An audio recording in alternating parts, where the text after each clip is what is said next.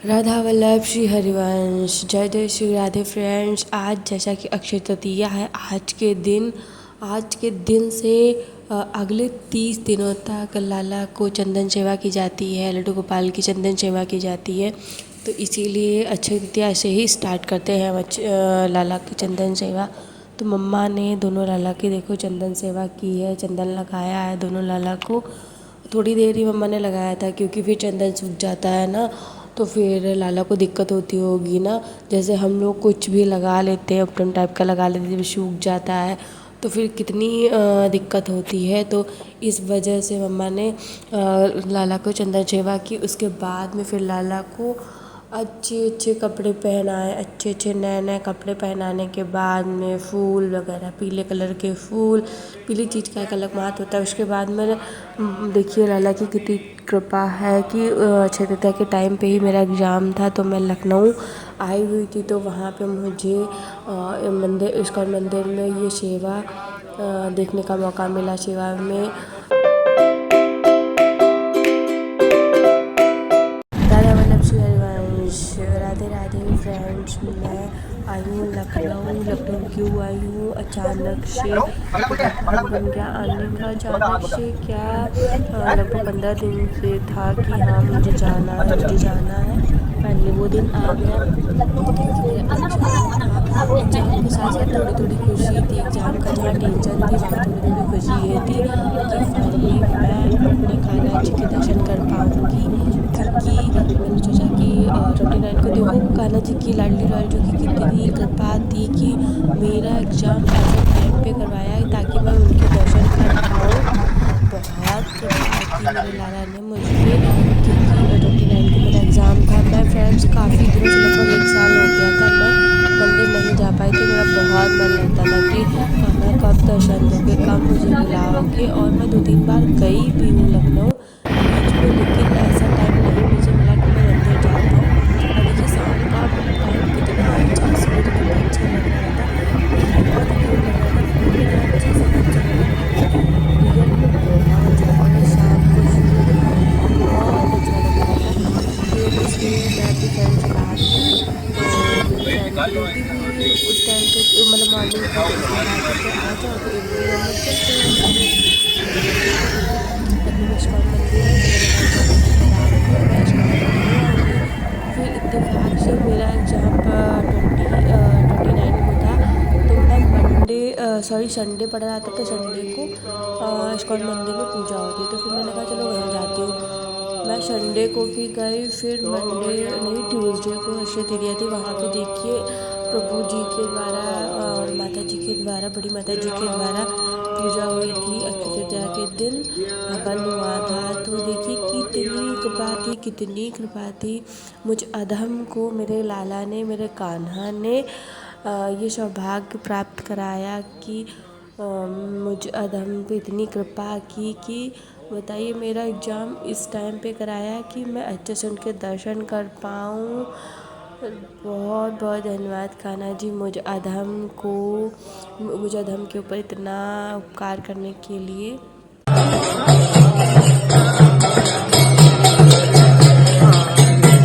हरे कृष्णा कृष्णा कृष्णा हरे हरे, हरे राम राम।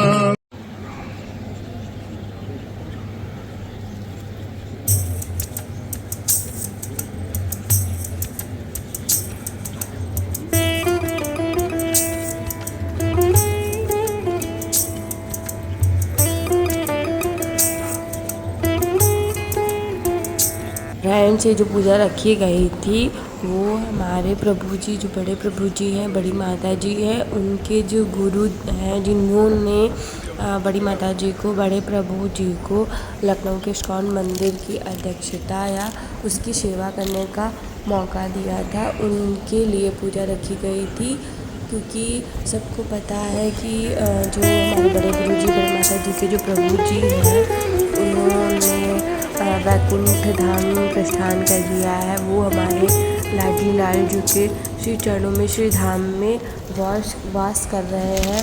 तो इसीलिए उन्हीं के लिए पूजा रखी गई थी। तो हमारे बड़े प्रभु जी बड़ी माता जी वहाँ गए हुए थे और वहाँ पे फिर हवन किया गया था, पूजा हुई थी।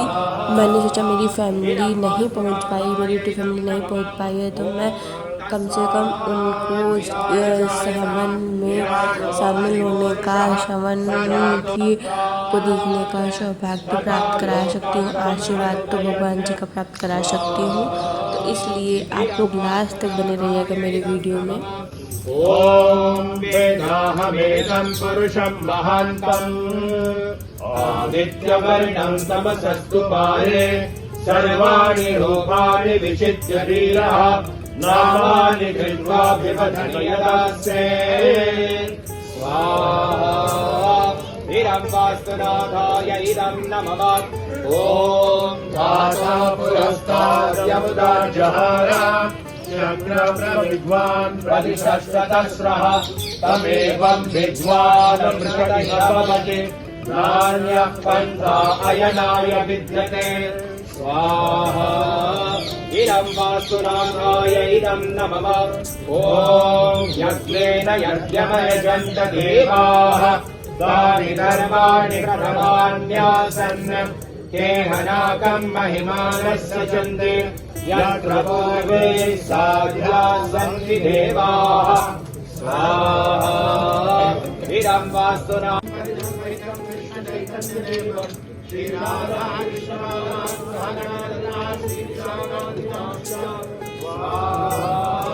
इदं गौराङ्गनाथा कृष्ण सर्ववैष्णवदत्तेभ्य इदं नमः ॐ हे कृष्ण करुणा सिन्धु दीनबन्धो जगत्पते गोपेश गोपिकान्त राधा नमोऽस्ते स्वाहा सहस्रपाद सभोमिं दृष्टतो धृत्वा अद्य तिष्ठद्दशाङ्गुलम् स्वाहा इदं वास्तुनाथाय इदं नमः ॐ पुरुषैवेदग्नम् यद्भूतं यश्च भव्यम् उदामृतत्वशेषानः यदन्नेन विरोहति स्वाहा। हेलो कृष्णा सभी को, देखिए मैं इस्कॉन मंदिर आई हुई हूँ। यहीं आप लोग सरप्राइज देने वाली थी बहुत सारे भक्त लोग कि मैं कहाँ आने वाली हूँ, कहाँ आई हूँ के लिए, आरती अटेंड करने के लिए। शाम की जो संध्या आरती होती है उसको अटेंड करने के लिए बहुत लोग आए हुए थे। हम लोग आए हैं इस्कॉन मंदिर। वाओ, आप लोग हरि बोल के दर्शन कर लीजिए, भक्तों के दर्शन कर लीजिए, हरे कृष्णा कर लीजिए मेरे साथ भी। मैं जानती हूँ कि राधे राधे कोशिश की थी लखनऊ, जब मैं 3 साल बाद आई हूँ। जब तक भगवान जी की कृपा नहीं होगी तब तक हम लोग भगवान जी के मंदिर, उनके स्थान नहीं पहुंच सकते हैं। और ये देखिए प्रभु जी, आप भी दर्शन कर लीजिए मेरे लाडली लाल जी का। और भगवान ने मुझे बहुत आशीर्वाद प्राप्त कराया, बहुत भगवान जी की कृपा थी, बहुत ज़्यादा कृपा थी। मैं सारी चीज़ें तो नहीं बता सकती हूँ कि सारी चीज़ें नहीं बताई जाती हैं, लेकिन बहुत ज़्यादा कृपा की थी भगवान जी ने। और आप ऐसे देखिए कैसे छुपे हुए हैं मेरे कान्हा जी। मैं बार बार कह रही थी कान्हा जी प्लीज़ मुझे दर्शन दे दीजिए, तो बार बार छुपे जा रहे थे। अब आपको फाइनली दर्शन कराती हूँ मैं अपने राधा रानी का और लाडली लाल जी का। बोलो जय जय श्री राधे, राधा रमण बिहारी की जय, राधा वल्लभ की जय, जय जय श्री राधे।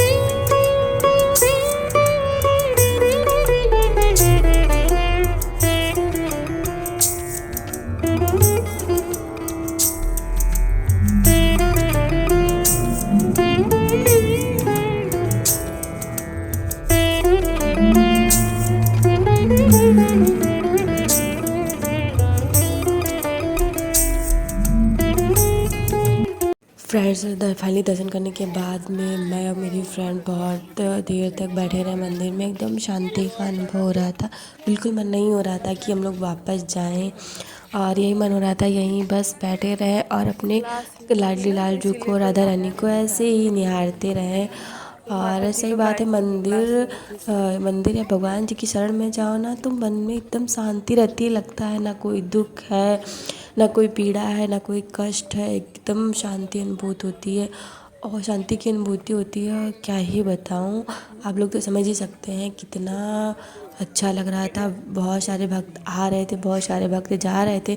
फ्रेंड बहुत ज़्यादा रात हो जाती तो इसलिए हम लोग निकल लिए थे। और ये देखिए लखनऊ का लुलु मॉल के पीछे ही है इस्कॉन मंदिर, वो सुशांत गोल्ड सिटी पे। और उसी से हम लोग पैदल ही गए थे, पैदल आए थे, थोड़ा सा दूर ही था, लेकिन हाँ फिर भी 15-20 मिनट लग जाता है। अपने फ्रेंड के रूम पे ही मैं रुकी थी क्योंकि वो उसी एरिया में रहती है। तो मैं आप लोगों को, जिन लोगों ने लुलु मॉल नहीं विजिट किया है तो उनको मैं बाहर से ही दिखा देती हूँ। रात का व्यू जिन्होंने नहीं देखा है, रात में बहुत अच्छा व्यू लग रहा था। सही बताऊँ तो मैं लुलु मॉल के पास से बहुत बार निकली हूँ, क्योंकि जब भी मैं इस्कॉन मंदिर गई हूँ तो सीधी सी बात है, जब वो वहीं पे है तो मुझे वहीं पे उतरना ही पड़ेगा।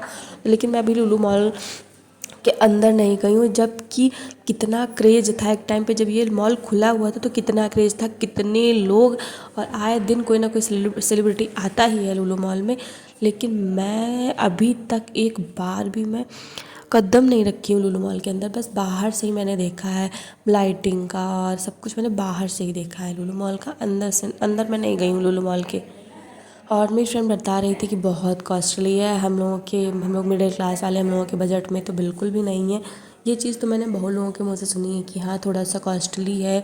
जो मीडियम क्लास की जो फैमिली है, मिडिल क्लास की जो फैमिली है, उसके लिए थोड़ा सा मुश्किल रहता है वहाँ की चीज़ों को ख़रीदना। बस हाँ, हम लोग बस जाके देख के आ सकते हैं। तो मैंने कहा अरे तो फिर देख के जाने का क्या ही मतलब है, चलो मैं किसी दिन और दिन चलूँगी, क्योंकि बहुत ज़्यादा रात हो गई थी फ्रेंड। फिर जानते तो हैं मतलब रात में आना जाना थोड़ा सा सेफ़ नहीं लगता है, तो इस वजह से वैसे तो कोई दिक्कत नहीं थी वहाँ पे, लेकिन वो उसकी भी मॉर्निंग ड्यूटी थी और मुझे भी निकलना था क्योंकि मेरा एग्ज़ाम था नेक्स्ट डे।